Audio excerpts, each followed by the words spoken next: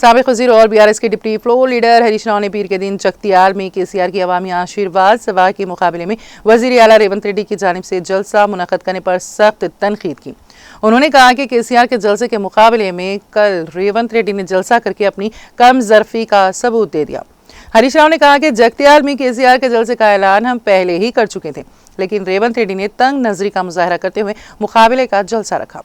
उन्होंने तनकीद करते हुए कहा कि जिस वक्त केसीआर तकरीर कर रहे थे ऐन उसी वक्त रेवंत रेड्डी ने माइक थाम लिया।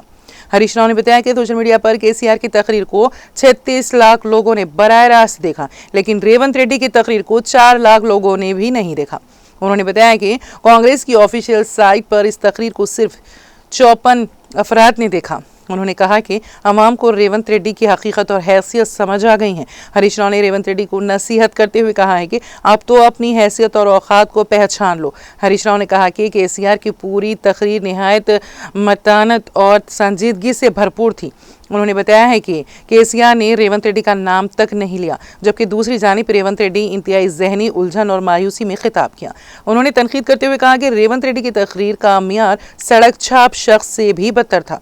हरीश राव ने तबसरा करते हुए कहा कि जब आवाम ने रेवंत रेड्डी की तकरीर ही नहीं देखी तो इससे रियासत का मिजाज साफ जाहिर हो गया है।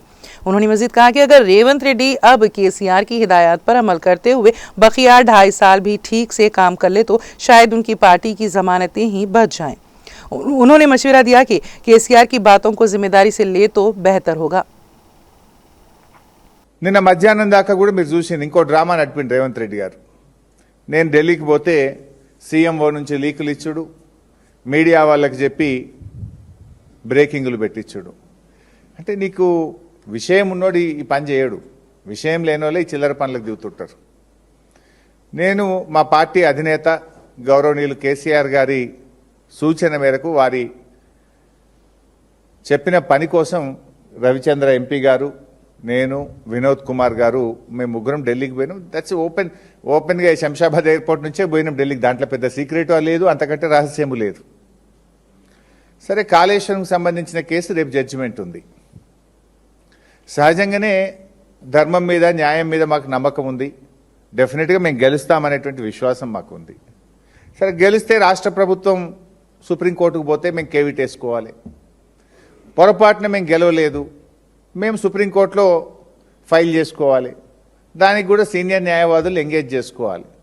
ఒక రాజకీయ పార్టీగా నీ కుట్రలు, నీ అక్రమ కేసులను డెఫినెట్గా ఎదుర్కోవడానికి న్యాయ వ్యవస్థలో మాకుండే అవకాశాలని మేము చేసుకుంటాం. అదేవిధంగా మీ రాహుల్ గాంధీ ఏమో రాజ్యాంగాన్ని చేతిలో పట్టుకొని నేనే రాజ్యాంగ పరిరక్షణ లెక్క ఆయన పోజులు ఇస్తాడు. నువ్వేమో రాజ్యాంగ భక్షకుడివి, బీఆర్ఎస్ ఎమ్మెల్యేలను లాక్కుంటివి. ఆ కేసు కూడా మే 6వ తేదీన హైకోర్టులో రాబోతా ఉంది. సో దానికి కూడా సీనియర్ న్యాయవాదులను ఎంగేజ్ చేసి తప్పకుండా అక్కడ బీఆర్ఎస్ గెలిచే విధంగా ఇప్పటికే సుప్రీంకోర్టు మొట్టికేయాలు వేసింది. సరే, అది ఎంత దుర్మార్గంగా ఉందంటే కాంగ్రెస్ పార్టీ బీఫామ్ మీద ఎంపీగా పోటీ చేసి నేను ఇంకా బీఆర్ఎస్లే ఉన్నానని ఎమ్మెల్యే చెప్పడం ఒక నేరమైతే, ఇంకా స్పీకర్ గారు అయితే లేలే ఆయన బీఆర్ఎస్లే ఉండడానికి స్పీకర్ తీర్పు ఇవ్వడం ఇంకా ఘోరం. సరే, వీటన్నిటి సంగతి కూడా రేపు న్యాయస్థానాల్లో తప్పకుండా మేము గెలుస్తాం, మాకు నమ్మకం ఉంది.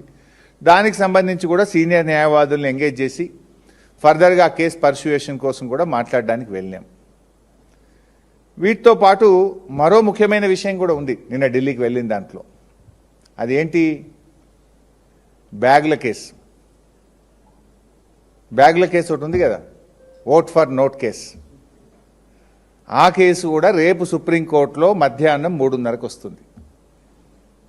రేపు మధ్యాహ్నం 3:30కు రేవంత్ రెడ్డి పట్టపగలు 50 లక్షల నగదుతో బ్యాగులతో దొరికిన కేసు రేపు మధ్యాహ్నం 3:30కు సుప్రీంకోర్టులో వస్తుంది.